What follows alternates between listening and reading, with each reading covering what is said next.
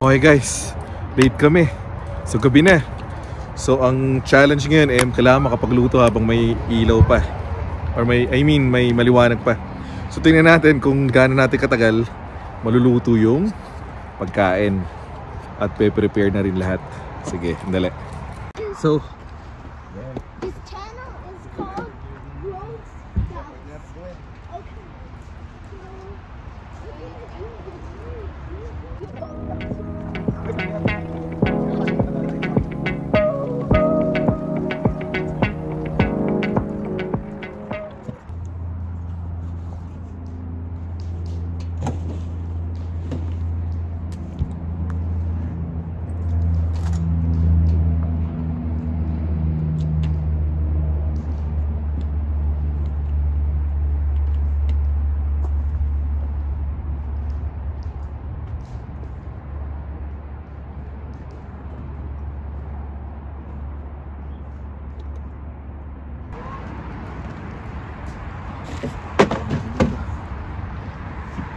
okay lang yung araw eh. Problema ko yung hangin.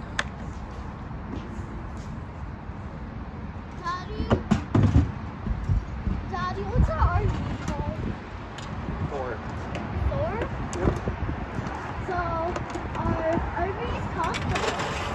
Oh, this is our play area. Badminton, Electricity. water, Thor. yeah.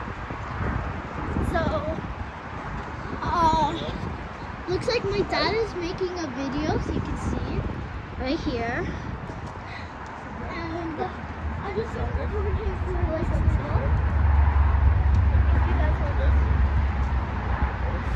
If you guys want to The paper?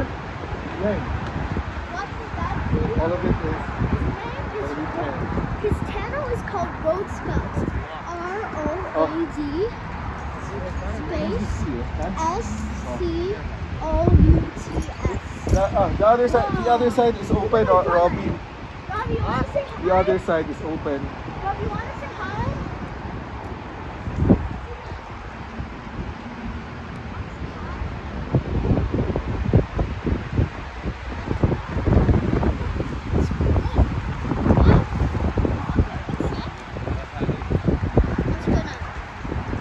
Put you guys right here. You can look at the sky, and you just need to put on my glove because it's pretty cold. And oh, sorry. I should put it like this so that you. Yeah. But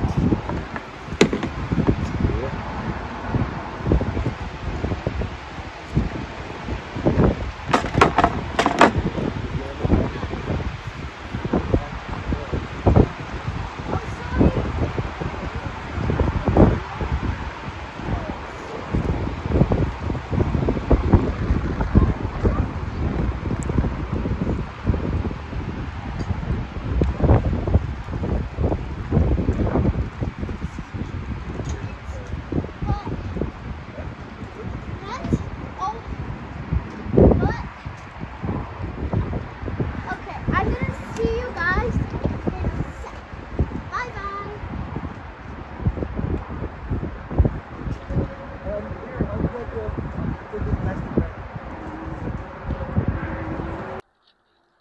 okay guys, so kailangan natin magsimula magluto. Pumunta tayo sa gravy. Gravy ay okay, so itong butter. So gusto na no. Okay. So yun yung butter.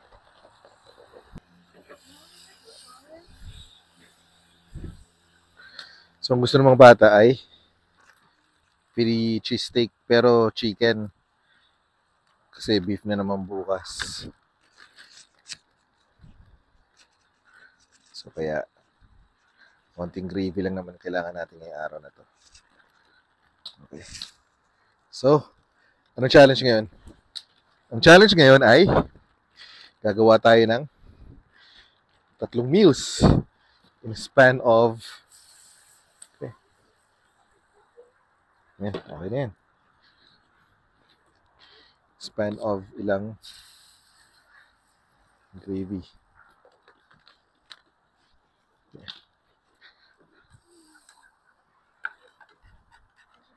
Ilang pa yan.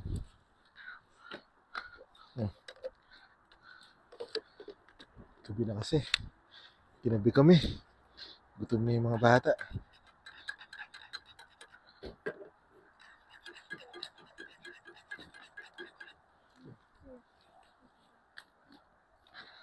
So, gumagawa na tayo ng gravy. Okay. So, yan. Gawin muna natin yan.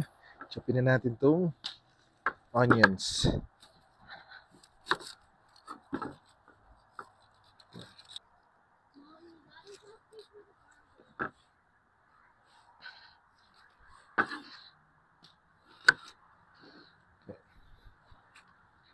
So, ito yung para sa Philly cheesesteak. Well, chicken cheesesteak. Yan, sibuyas. Yung kamatis. 3 kamatis. So, kailangan natin malaman kung gaano karaming kaya natin.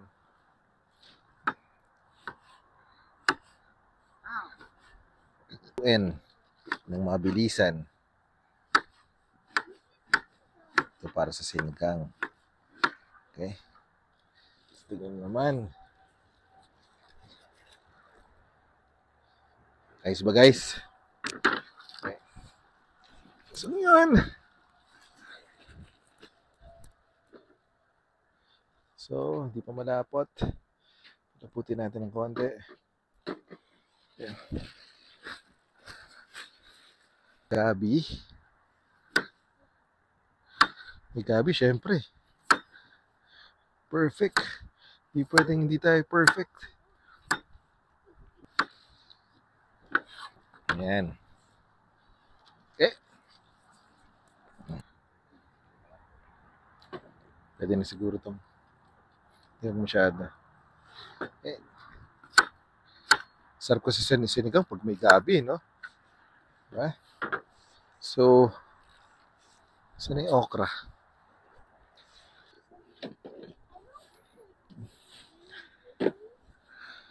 Okay. Yung okra. Nantayin natin yung okra. Ito yung okra. Sarap niyan.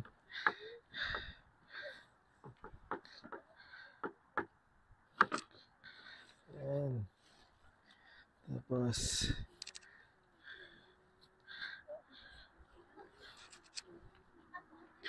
yung sinigang na ginawa natin ay yung version ni Kuya Fern. Yung may gisa ba? Para kasi masarap eh. Pero may bawang. So, iniisip ko, naku yung lasa nito. So, naku-curious ako. So, ginawa ko siya. So,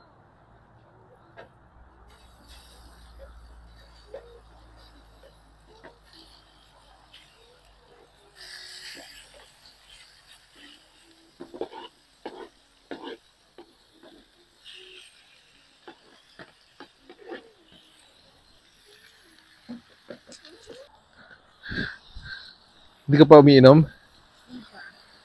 Hindi ka pa umiinom?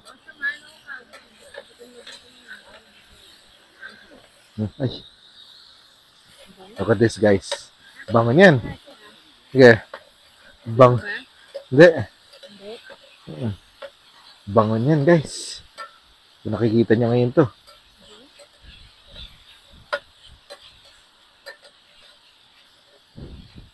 Kita niya? Yan. Huwag natin ikat ngayong araw na to. Para mas maganda.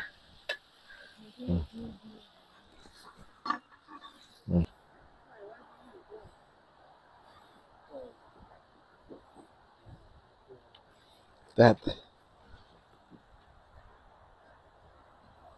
Kita niyo isda. Yun yung isda natin.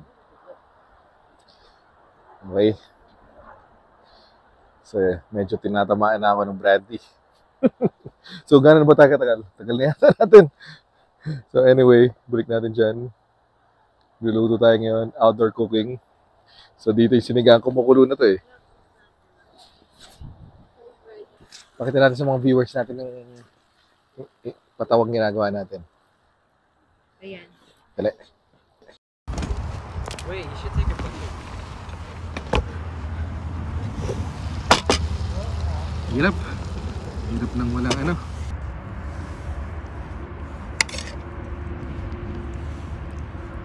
Oh. Sana eh.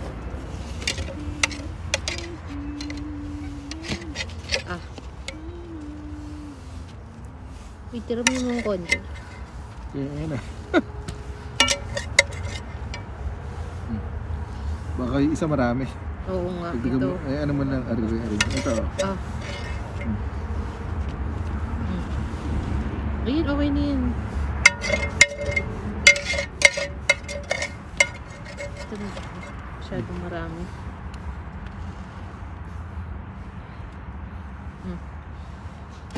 Isa. Hindi mo masyado marami isa, dear.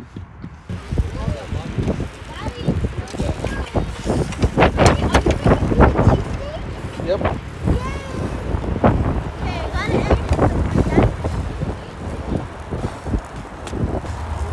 Siguro kay Robby mo bigay ito or kay Nicole. Saan yung konti? Itong gitna? Kay Audrey mo bigay yung konti. Ito?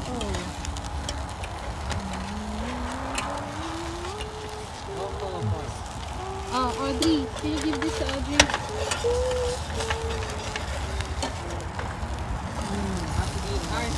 Hindi, ito yung kay Robby. Nicole. Saan yung sa'yo?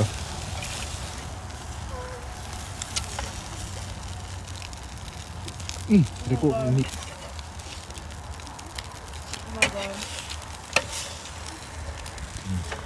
Mommy? Mommy? You wanna ano? Nicole, show everyone how this tastes like. Bite. Mommy, this is the last piece of log. Mmm. Wait, save it. Robby, bite. Oh.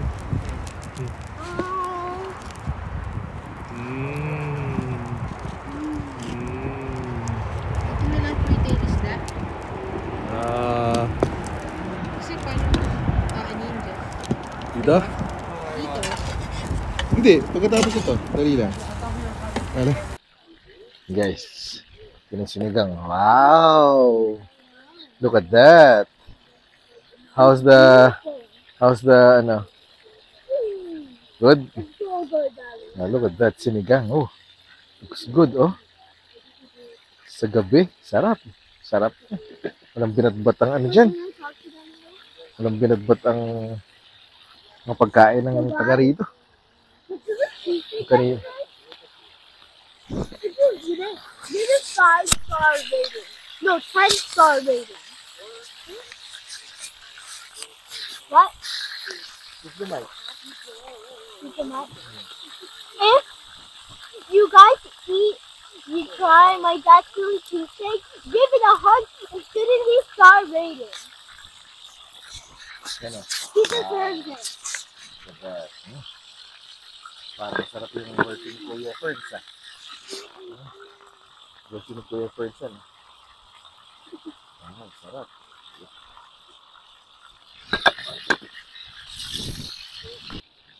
Sarap. Ito lang yan. Oh, tapos ito. Itong kaibigan natin, si Bacardi. Bacardi Ram. Isda, pulutan. Panghimagas. Sunod muna tayo. Guys, may dumarating pa, oh. Inyo, dumarating pa. Oh, camping din sila. Hindi ko alam kung nakapagluto na yan. So, malamang gutom na yan. Isda. Si Mrs. gusto niya, ano, Where to stay na.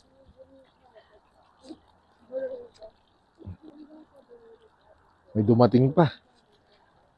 Hindi ko na video. Kala ko nabi-video ko, hindi pala. Kararating lang. Sarap. Si Mrs. gusto niya tostado yung isda. Tostado. Hindi pa sunog yan. Tostado lang. Maya. Galing ano to eh, Vietnam eh. So, since galing siya Vietnam, hindi talaga siya galing sa dagat. Farmed siya. Yun lang problema mo sa Canada. Naka naman magawa. Diba? Okay, I'm recording. Recorded part. Paano sa setting up. Wow. And recorded That's so nice. the fish. Oh, you hear that crunch? Hear that crunch?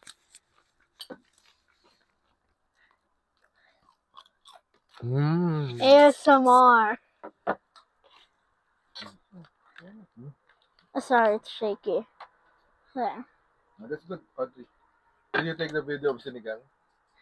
Yung cervix ko na. Ay. Wala na.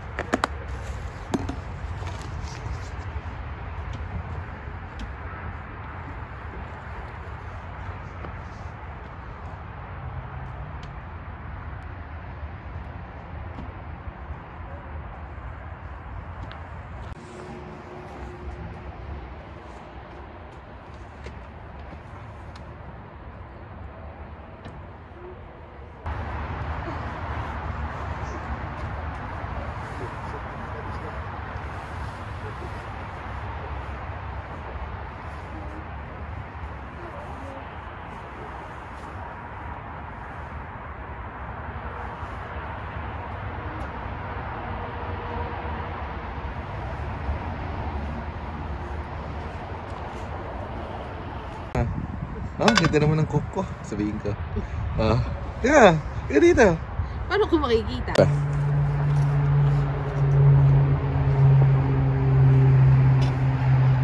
Luto. O dito mo na lang isa-isa. Alin? Kesa dyan. Saan? Dito ko muna Saan? lang, di ba? Hindi, may mantika eh. Okay lang. Kasi kapag walang mantika, yung ano mong phone mo.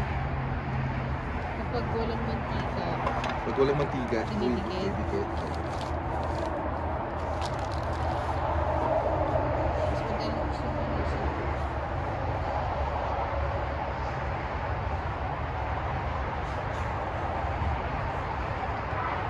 Itlog naman to eh.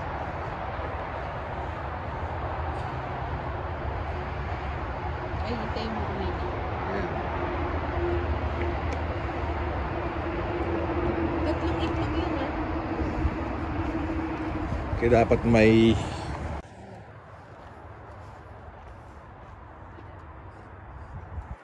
What do you take this out?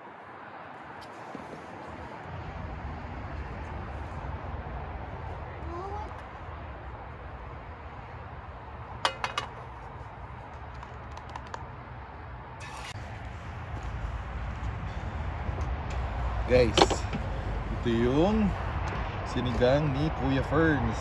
Ano naman yan, sarap. So tama. Pwede niyo siyang gawin. Pwede niyo siyang gawing sinigang.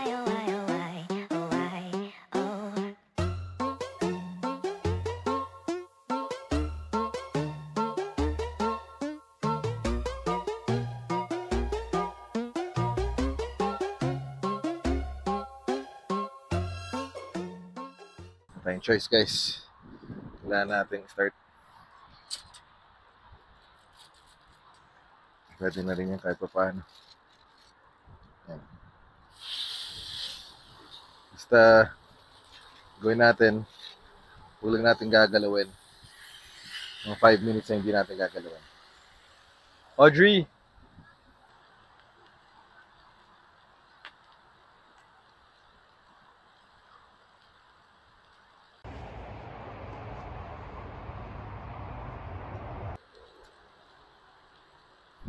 Sarap. Sarap ng steak.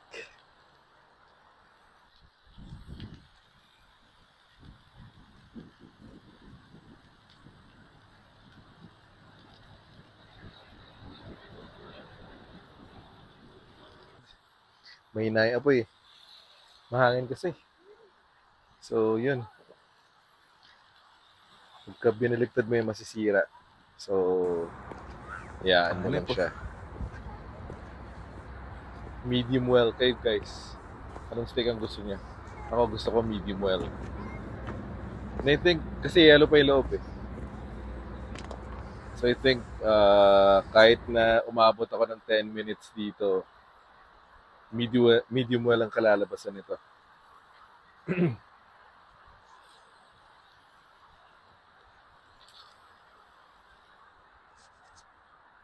Ay. Naka 10 minutes na. Kailangan nyo i-timer talaga ang stick. Hindi pwede kasi dito ang hindi mo na ano eh.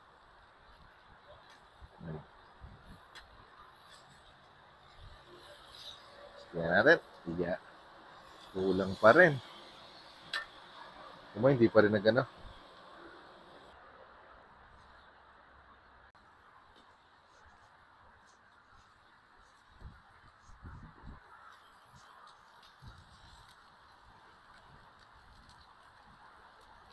That looks good.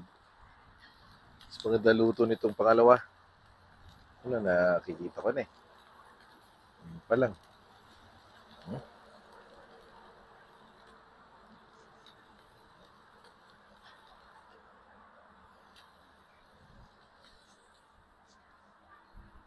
Mike ulit? Napapa-ka dyan. Mas maganda luto nito pangalawa. Mas wala na kasi hangin eh. Yung kanina kasi, ang hangin eh.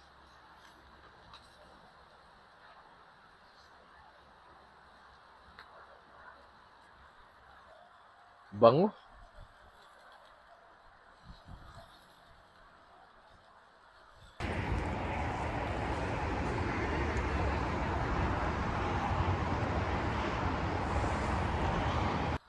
What is my theme song?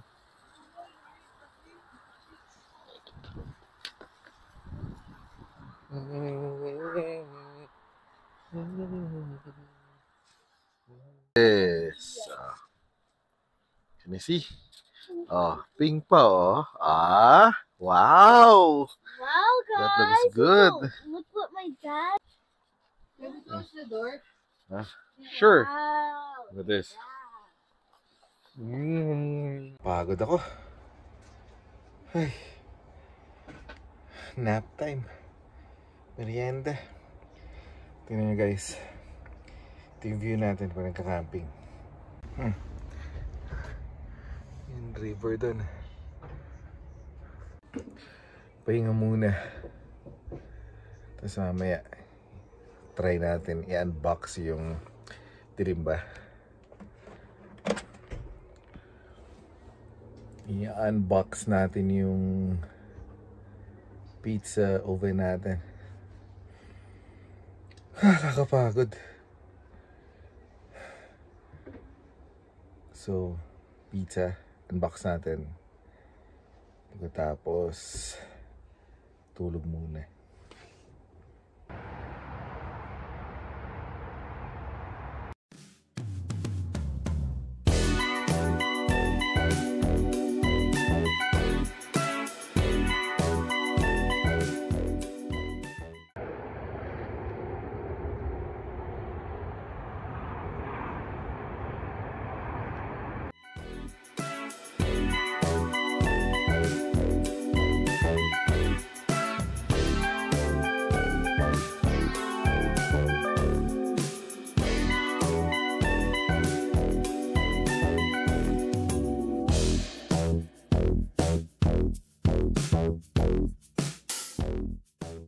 Yeah!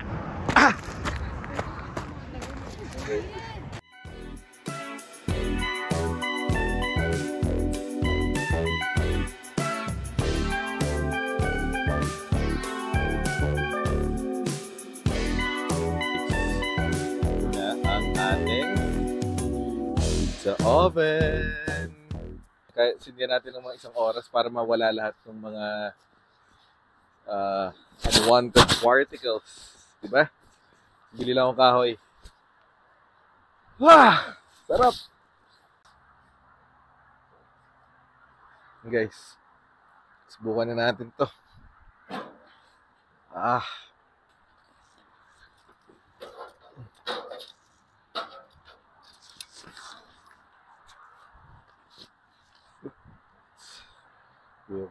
Fire.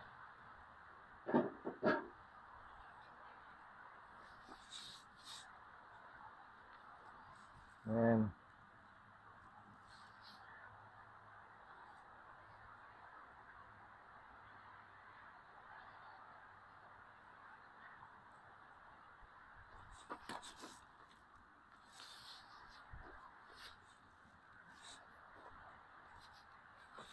Mamamatay.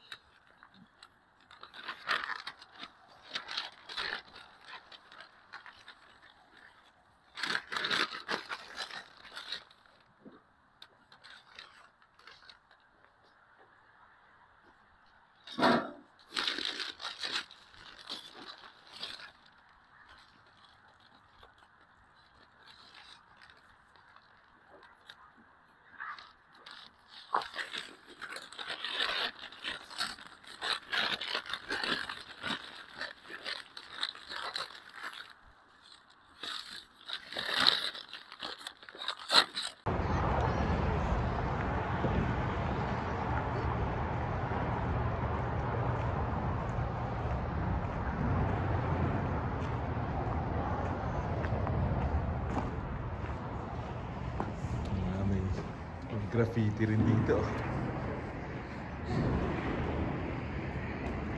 Daddy, what if the bridge just breaks?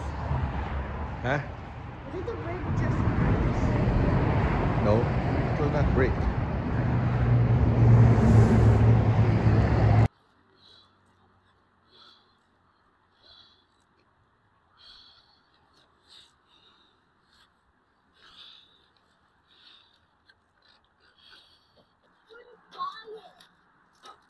Yeah, and we're going to camp here. We have.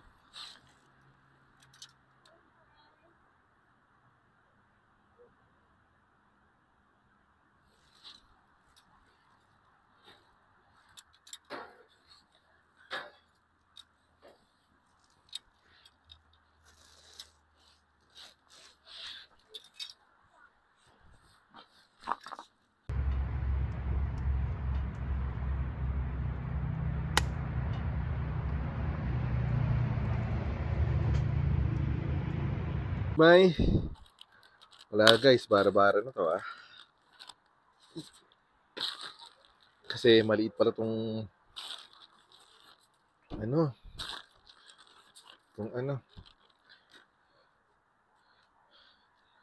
eh, yan. Yan.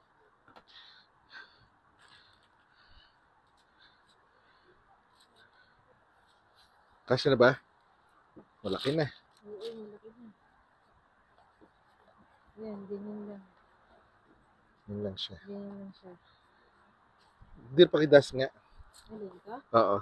Hindi, okay na yata to. Marami na. Yan, ganyan siya. Yan. So, yung marinara. Duduit.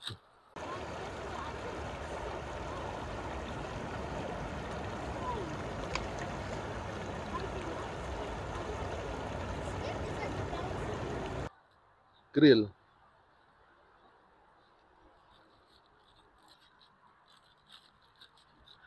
Pero na lang natin yung marinara sauce.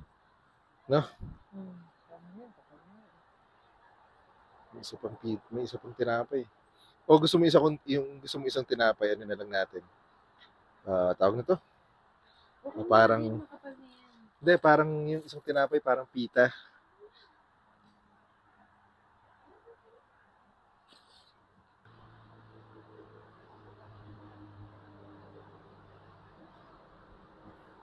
May ano na to, parmesan?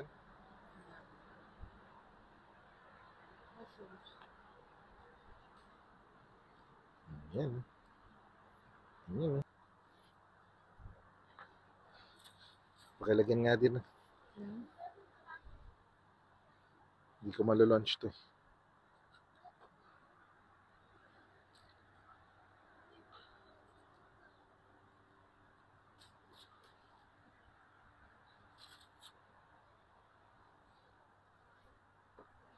Lah. Alin? May pizza. Ano pa to?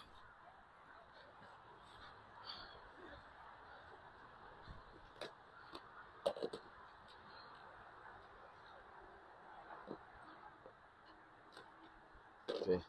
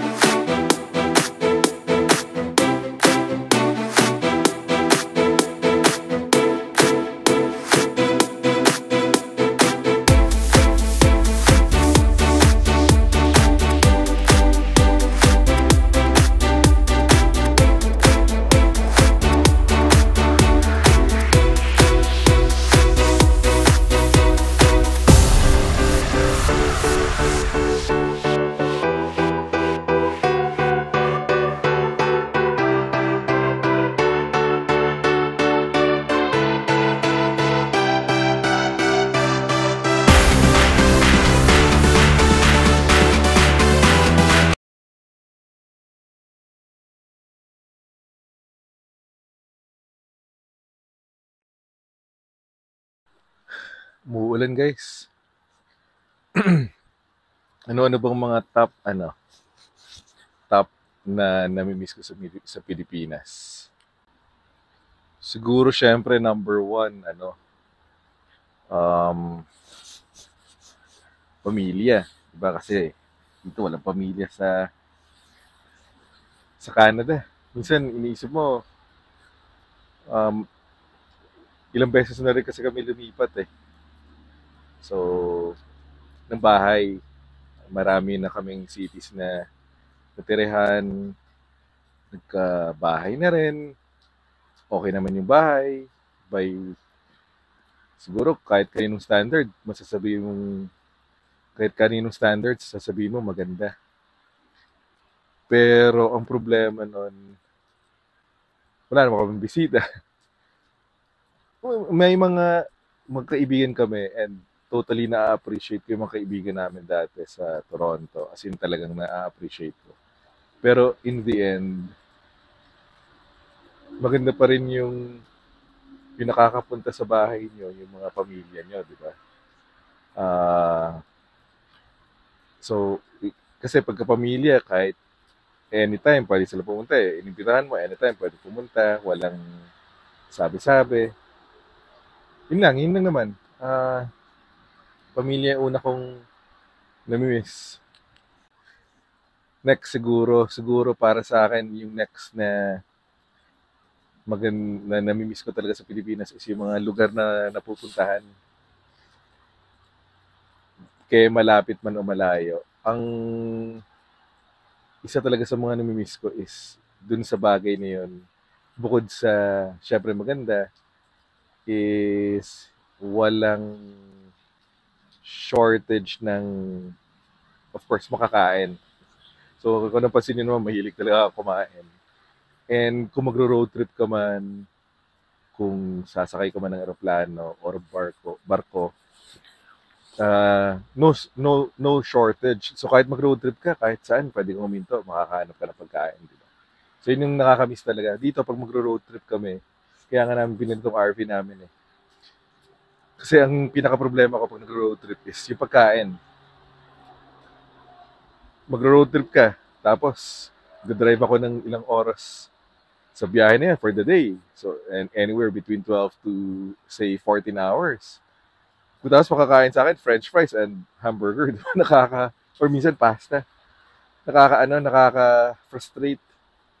So, nung ginagawa namin yun every year from Toronto to Florida, problema ko talaga is yung pagkain. Kasi gusto ko kumain sinigang, kanin, or anything pinirito, anything na may sabaw, anything na mainit. Wala yon. So, the best na makukuha namin is yung Chinese food. Yon. Kaya binili namin tong RV. Siguro pangatlo kong namimiss is yung mga kaibigan, mga office mates, yung mga tao in general na lalo na for example syempre kaibigan, di ba? Anytime pwede kayong magkita-kita. Dito wala kami masyadong kaibigan. Sa Toronto marami. Pero kami lang dito sa Alberta kami lang talaga. So yun, so namimiss ko talaga yun, kaibigan. Pangalawa, dun sa topic na yun will be yung kung may trabaho ka, nagtatrabaho ka sa Pilipinas.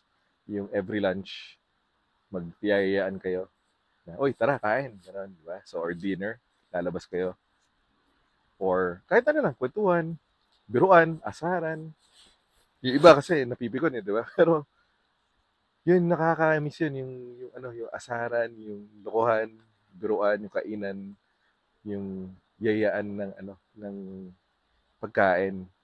Dito kasi pagka nagtatrabaho ka, after work, lunchtime, sabi ko sa inyo, magla-lunch ka mag-isa kasi walang yayaya sa'yo. Lahat yun, hindi dahil sa, hindi dahil sa racist sila, hindi dahil sa immigrant ka, hindi dahil sa, siguro pang-apat ito, medyo magugulat kayo dito, is yung sense of security. Kasi, para sa akin, kung magkakaroon ako ng, alam mo yun, mamimili ako ng bahay, assuming na andun doon na tayo lahat. Assuming magkakaroon tayo ng opportunity na magkabahay, di ba? So para sa akin, ang isa sa mga problema ng bahay dito ay hindi mo ma-utilize outside of tirahan. Kasi may winter eh. So hindi ka makapagtanim, hindi ka makapag-alaga ng hayop kasi masyadong maraming bylaws, yung mga city bylaws. Hindi ka basta-basta masyadong controlled ng gobyerno at ng society kung ano pwede mong gawin sa property mo. So, kapag tumating time na wala kang pera, magugutuman ka kasi hindi mo ma-utilize yung lupa na pagmamay-ari mo.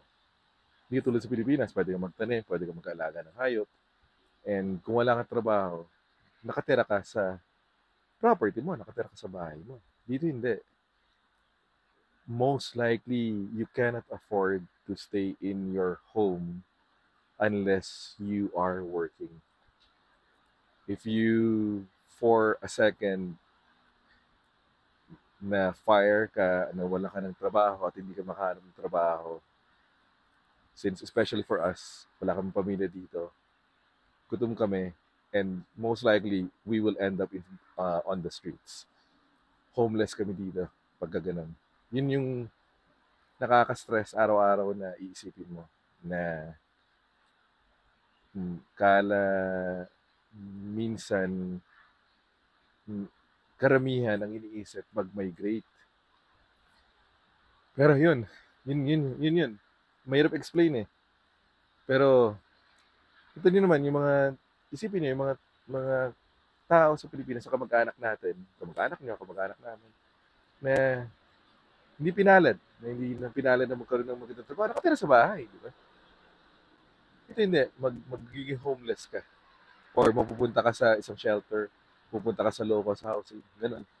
Ganun ang buhay. Ito nga, siguro actually, ito nga dapat yung top 1. Pero hindi, nakalimutan ko, isa talaga sa nakakamiss din yung kultura. Yung kulturang Pilipino. Ang hirap i-explain kung ano yung nasa isip ko. And mahirap maghanap ng word para doon. Pero yung kultura lang ba, for example, yung mga fiesta natin, yung pagpasko, di ba, yung pag may darating na tao galing ng ibang bansa, pag may aalis na tao papunta sa ibang bansa, yun nga, yung kantahan, yung video okay, yung ganon. Siguro, hindi ko alam kung naiintindihan niyo ba yung ibig ko sabihin na ganun ba? Yun siguro yung sa mga actually dapat siguro number 1 yun para sa akin. Yung top number 1. Yung rich kasi yung kultura natin eh. And para sa akin, ang napuntahan ko lang na part sa Pilipinas is syempre majority Luzon. Pero marami akong naikot sa Luzon. Kasi marami. And everywhere you go, you meet people from the same country with different culture, diba? So which is very surprising and hindi mo minsan na-appreciate kung nasa Pilipinas ka and ma-appreciate mo lang the moment lumabas ka. Diba, punta ka sa North Luzon, iba yung kultura nila. Sa pinakadulo sa may Ilocos region, iba yung kultura. Ifugao, iba yung kultura. Pero pababa ka pa lang, hindi ka pa nga umaabot sa Manila, iba-iba yun yung kultura nun, di ba? Tapos pag pupunta ka sa South all the way to siguro Sorsogon, pa yun, hindi ko pa nga napupunta, nakamigin eh.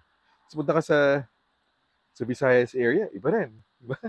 punta ka sa Mindanao, napunta ka pa lang, Cagayan de Oro, CDO. Wala pa ako napupuntahan talagang maraming lugar.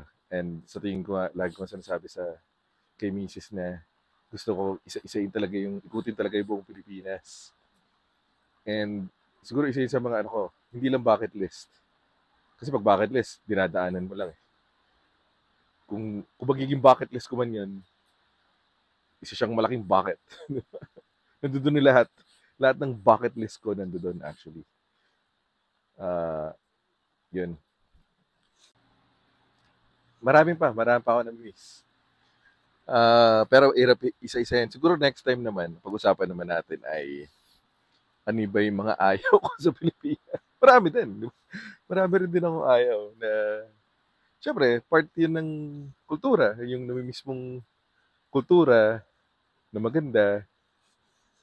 May mga ano rin, ayaw ka rin, di ba? Pero the question is that enough for you to leave the country, and what are the reasons for someone like us particularly to leave the country?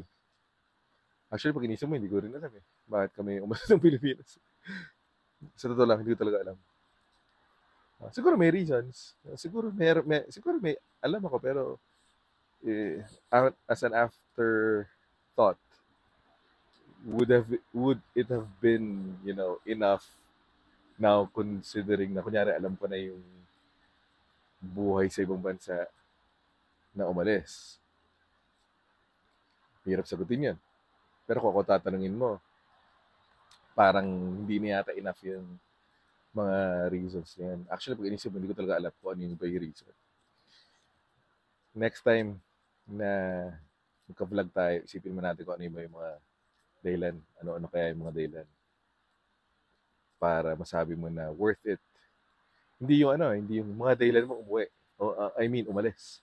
Maganda yung mga dahilan para masabi mo na worth it, na tatalikuran mo yung bansa na kung saan ka sinilang, tatalikuran mo lahat yun. Tapos, hindi mo na makikita yung pamilya mo. Makikita mo man sila, mga every now and then na lang. Ano ba yung reason yun? At kung enough ba yun? Yun yung magandang tanong. At yun yung magandang sagutin as an afterthought sa experiences namin. At kung may tanong kayo, so long as hindi naman sobrang personal, di ba? Kung personal, okay lang naman. Pero kung may tanong kayo na kaya ko naman sagutin, why not, di ba? So kung makaka-share ako ng kung makaka-share ako ng experiences ko about sa nangyari dito sa amin sa Canada, experiences ko sa Canada, kung meron kayong gusto malaman, may gusto kayong advice tungkol sa Canada din, at gusto nyo talaga umalis ng Pilipinas papunta Canada, why not? Canada is a great country. It's a good place to live. Kaya kami nandito eh. Diba, hindi naman ako hipokrito na sabihin ko na ayoko talaga dito, di ba? Or gusto ko na umalis. It's a good and bad. So kung may tanong kayo, sabihin nyo lang. Tanong nyo lang at tatry natin sagutin mga bagay-bagay na yan.